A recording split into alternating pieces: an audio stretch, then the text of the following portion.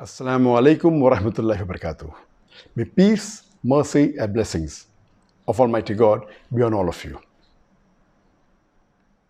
In the last 24 hours, I and my PR have been approached by scores of journalists and media houses regarding the statement made by Sheikh Yasir Qadhi, a renowned Naik from USA, on his social media accounts regarding myself, whether these statements are true or not.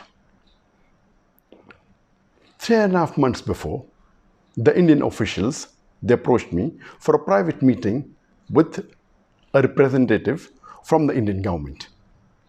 And when he came to Putrajaya in the 4th week of September 2019 to meet me, he said that he is coming after personally meeting and under the direct instructions of the Prime Minister of India, Narendra Modi, and the Home Minister of India, Amit Shah. And he said that he wanted to remove the misconceptions and the miscommunication that is there between myself and the Indian government, and he wants to provide me a safe passage to India. I thought that imagine the same BJP government which hounded me for the last 3.5 years, the same person, the Prime Minister of India, Narendra Modi, who used my name no less than 9 times in a span of less than 2 minutes in his election speech in May 2019, now they are bartering with me for a safe passage? It's too straight to be true. And he said that he would like to use my connections to better the relationship between India and the other Muslim countries. And I said that as long as you do not ask me to do anything against the teachings of the glorious Quran, against the teachings of the Sahih Hadith, and secondly, I do not want any personal benefit. And lastly, as long as it benefits the Muslim Ummah, I have no problem in cooperating with you. And the meeting lasted for several hours. And then he told me that he wanted me to support the BJP government when they revoked Article 370 in Kashmir. And I flatly refused. I said, according to me, revoking Article 370 in Kashmir is unconstitutional and it is taking away the rights of the people of Kashmir.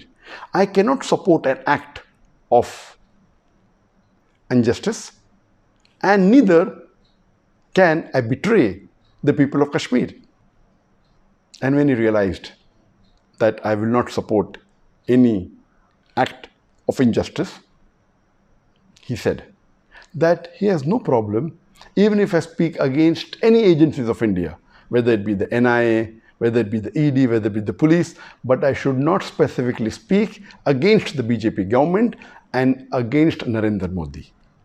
And I told him that according to me, the NIA, the ED, they are not to blame. They are just following their political bosses and they're being forced to do what they're doing. And I'm not here to speak against any government.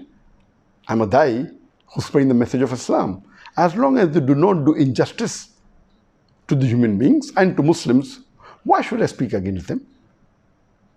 And lately, on the 17th of December 2019, I gave a press statement against CAA, the Citizen Amendment Act, and which was published in the media. When I heard statements and I saw on the video statements of many Muslim leaders in India when they're openly and completely supporting the BJP government when they revoked Article 370 in Kashmir, I thought to myself, how can a Muslim who has the basic knowledge of Islam do this? Some of them supported the NRC in Assam. Some went to the extent of saying that NRC should be done throughout India.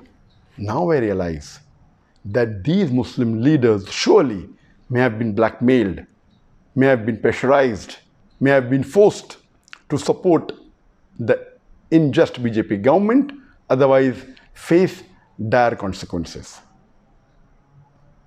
I have a message for the Muslims of India. It is noble to speak against injustice. But if you fear a backlash and you're afraid, the least you can do is keep quiet. But supporting an unjust act is un-Islamic.